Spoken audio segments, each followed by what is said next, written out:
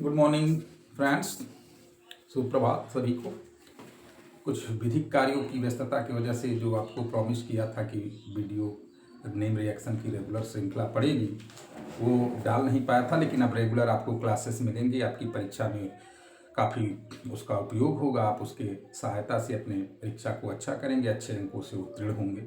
और कुछ बच्चों ने कहा कि सर थोड़ा फिजिकल केमिस्ट्री पे कर दीजिए, स्पेशली केमिकल काइनेटिक्स। तो अभी फिजिकल केमिस्ट्री में केमिकल काइनेटिक्स के कॉन्सेप्ट को, उनके रेट ऑफ रिएक्शंस को और ये सारी चीज़ें बता दे रहे हैं। फिर आपके जो एक चैप्टर इलेक्ट्रोकेमिस्ट्री है और सॉल्यूशन, उसके बाद से फिर से नेम रिएक्शंस पे आ जाएंगे। चलते हैं, हम लोग शुरू करते हैं। देखिए, जैसे हमको अब पढ़ना है केमिकल काइनेटिक्स।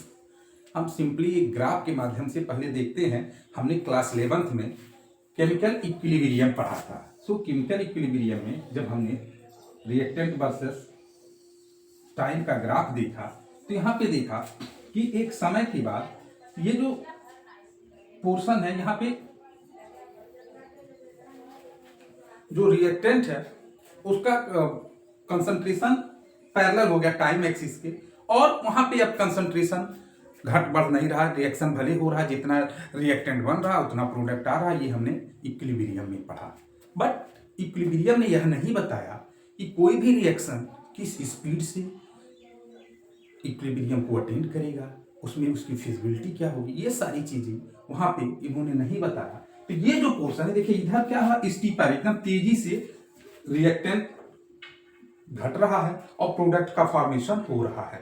तो ये जो चीजें हैं, यानी ग्राफ के इस पोर्शन को हम कह सकते हैं, ये जो पोर्शन है ये हमारा प्रेजेंट चैप्टर केमिकल काइनेटिक्स की स्टडी का फील्ड है। तो सिंपली हम इस बात को समझते हैं कि कोई भी जनरली हमको केमिकल काइनेटिक्स में रिएक्शन के रेट को ही पढ़ना है। तो मान लीजिए कि अगर कोई रिएक्टेंट है और रिएक्टेंट से जब बनेगा प्रोडक्ट,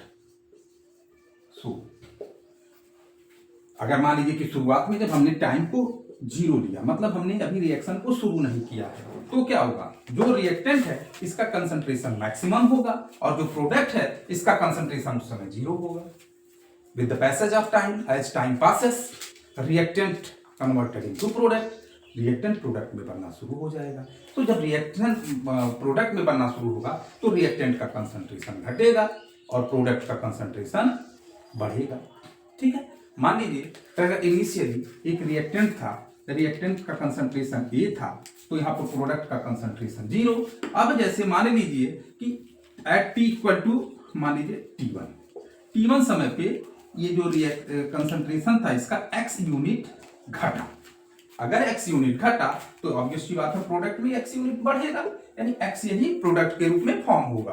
अब हमको रेट ऑफ रिएक्शन, यानी केमिकल काइनेटिक्स में हम अगर देखें generally rate of A reaction क्या होता है, तो रेट ऑफ रिएक्शन हमको निकालने के लिए दो बातें होंगी। पहला हम निकाल सकते हैं इन टर्म्स ऑफ कंसंट्रेशन। तो कंसंट्रेशन क्या हो रहा है, जैसे जैसे समय घट रहा है वैसे वैसे कंसंट्रेशन भी घट रहा है, जैसे जैसे समय बढ़ रहा है कंसंट्रेशन घट रहा है, और समय के साथ साथ प्रोडक्ट का कंसंट्रेशन बढ़ रहा है। तो हम एक जनरल रिएक्शन के माध्यम से रेट ऑफ ए रिएक्शन निकाल सकते हैं। ये देखते हैं।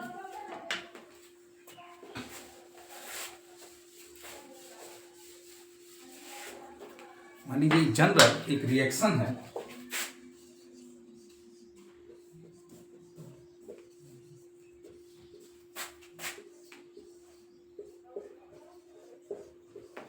यहाँ पे ये रिएक्टेंट साइड है और ये प्रोडक्ट साइड है। तो with the passage of time, जैसे जैसे समय बढ़ेगा इन रिएक्टेंट्स के कंसंट्रेशन घटेंगे, और घटने के लिए हम नेगेटिव साइन लगाते हैं। यानी कि अगर हम टाइम के साथ देखिए रेट ऑफ रिएक्शन, यहाँ पे अगर लिखना है हमको, और रेट ऑफ रिएक्शन तो क्या हो जाएगा, -1/a। देखिए ये जो है इसको स्टोइकोमेट्रिक की जो स्मॉल लेटर में लिखे स्टोइकोमेट्री है, मतलब कि हम जब भी किसी भी क्वांटिटी की कोई वैल्यू निकालते हैं तो वो यूनिट में निकालते हैं, 1 में निकालते हैं। और यहाँ पे 1 तो है नहीं, यहाँ a है, तो कोई भी क्वांटिटी है तो उसको 1/a से डिवाइड कर दे। मान लीजिए यहाँ 1/a से इसको अगर डिवाइड करेंगे ये a से a कैंसिल 1 यूनिट का आ जाएगा। तो इसीलिए हम क्या करते हैं कि जो रिएक्टेंट है उसके कोफिशिएंट को 1/a और ये देखिए स्क्वायर ब्रैकेट जब लगाते हैं तो ये मोलर कंसंट्रेशन, मोल पर लीटर में कंसंट्रेशन को रिप्रेजेंट करता है 1/A, और अपन यहाँ पे मान लीजिए कि आप dt कर दें स्मॉल, मैंने रेट ऑफ रिएक्शन थोड़े शॉर्ट टाइम के लिए। उसी तरीके से चाहे हम टर्म्स ऑफ इसमें दूसरे वाले रिएक्टेंट के -1/B square bracket B/dt।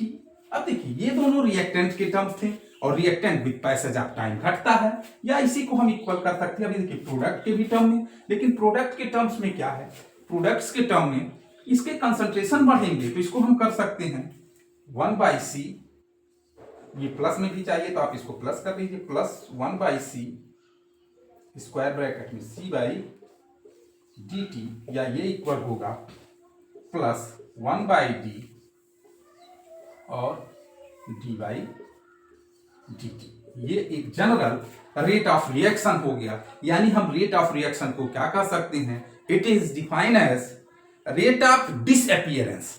Reactant क्या हो रहा है, डिसअपीयर हो रहा है और नया प्रोडक्ट बन रहा है। It is defined as rate of disappearance of reactant और rate of appearance of product.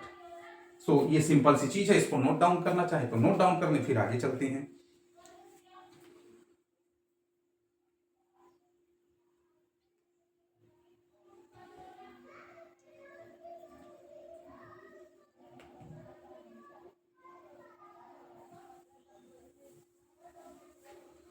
अब ये हमारा general rate of A reaction था। अब अगर हमको एवरेज रेट की बात करें तो ये देखिए यहाँ जो हम टाइम इंटरवल बहुत सारा dt किए हैं, इसको एक सिंपल इंटरवल t कर दें तो वहां से हमको average rate of A reaction भी मिल जाएगा, जो आप जानते हैं एग्जामिनेशन पॉइंट्स आप जो इसे हमको करना है। तो हम थोड़े से इस पे साथ पे चलते हैं। अब देखिए हम जनरली ऑर्डर की बात करते हैं। सिंपल सी बात है कि अगर एक रिएक्शन है तो वो रिएक्शन रेट के टर्म्स में कैसे डिपेंड करता है, ये हम ऑर्डर की बात करें तो ऑर्डर के टर्म्स में हम कह सकते हैं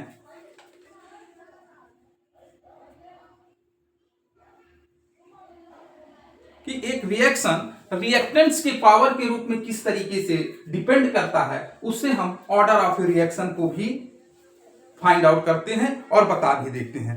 मान लीजिए कि एक रिएक्शन है और रिएक्शन में जो पावर है,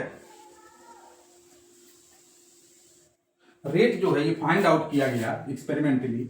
रेट जो है, rate is directly proportional to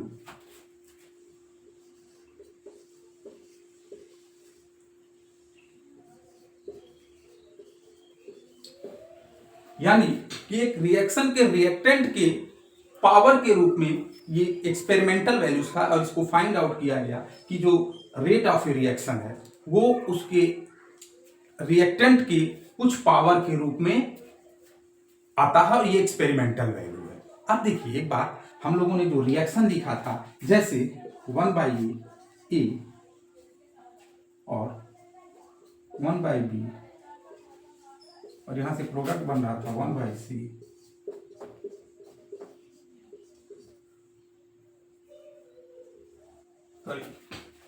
हमने जो रिएक्शन लिखा था simple AA plus BB CC DD। अब देखिए इसमें ये स्क्योमेट्री है, ABCD are stoichiometry of their relative terms. So अब देखिए यहाँ M और N है, तो क्या ये M और N इसके स्क्योमेट्री के बराबर होंगे? यह जरूरी नहीं है। लॉ ऑफ मास एक्शन आपने पढ़ा होगा।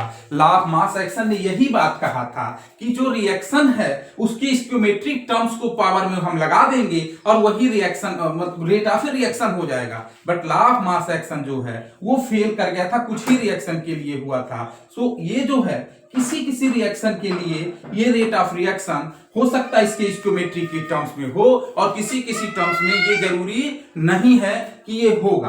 तो कहने का मतलब ये है, ये जो M और N है ये पावर है रिएक्टेंट के, M और N पावर है, और ये जो पावर है ये जरूरी नहीं है कि इसके स्क्योमेट्री के बराबर है। किसी किसी केस में it may be possible that ये इक्वल हो, but most of the case ये जरूरी नहीं है। तो हम हमेशा जब भी रेट ऑफ रिएक्शन कहेंगे ये एक एक्सपेरिमेंटल वैल्यू है, किसी भी रिएक्शन पे कैसे डिपेंड करता है, तो उसके जो पावर है उसके रिएक्टेंट के जो पावर है वही उसकी रेट ऑफ रिएक्शन, यानी sum of the power of the reactant, not product terms. ये ध्यान रखिएगा। और बहुत इंपॉर्टेंट चीज ये भी है कि ये जरूरी नहीं है कि जो रिएक्शन की स्टोइकियोमेट्री है उसके बराबर है। ये है आपका ऑर्डर ऑफ ए रिएक्शन। अब जैसे सम मान लीजिए कि अगर ये पावर है, जो इस पावर का सम अगर मान लीजिए जीरो आ जाए किसी भी टर्म में, मान लीजिए कि अगर ए पे पावर -1, मान लीजिए कि अगर इस पे हो ए की पावर -1 हो और बी पे पावर 1 हो, तो इन दोनों का सम -1 + 1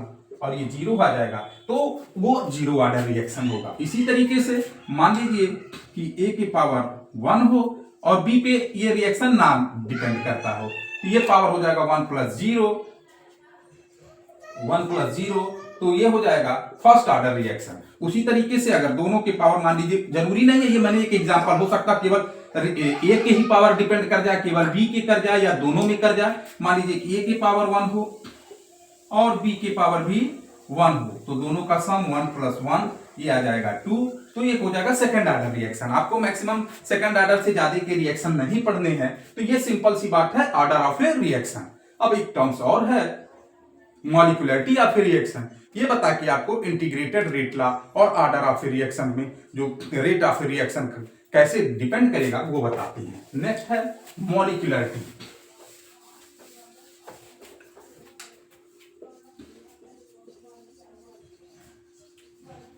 Molecularity of a reaction. So molecularity of a reaction means generally the species, मान लीजिए कि एक रिएक्शन है उसमें एटम्स या मॉलिक्यूल्स पार्टिसिपेट करते हैं, तो एक मॉलिक्यूलरिटी में कितने रिएक्टिंग स्पीसीज एटम्स और मॉलिक्यूल पार्टिसिपेट करते हैं वही होता है आपका मॉलिक्यूलरिटी ऑफ ए रिएक्शन। अब देखिए ऐसा नहीं है कि कभी भी जो स्पीसीज पार्टिसिपेट करते हैं तो हाफ नहीं करते, यानी ये कभी भी फ्रैक्शनल वैल्यू नहीं होंगे, ये हमेशा इंटीग्रल वैल्यूज होते हैं। मॉलिक्यूलरिटी ऑफ ए रिएक्शन में जो भी स्पीसीज, ऐसा नहीं है कि हाफ एटम ऑक्सीजन के हाफ एटम हाइड्रोजन के मिलके वाटर का फॉर्मेशन करे, वो कोई भी एक एटम होगा, एक मॉलिक्यूल होता है, तो ये इंटीग्रल वैल्यू ही करते हैं, ये फ्रैक्शनल और decimal value molecularity of A reaction में नहीं करते हैं। वीडियो के लेंथ को देखते हुए इस पे रोकते हैं, कल या नेक्स्ट वीडियो में हम आपको इसके मॉलिक्यूलरिटी और रेट ऑर्डर ऑफ रिएक्शन का छोटा सा डिफरेंस बताएंगे। उसके बाद से रेट लॉ आपको बताए कि order of reaction zero order, first order और सेकंड ऑर्डर, और टी हाफ लाइफ टाइम बताएंगे। थैंक यू, आपका दिन शुभ हो।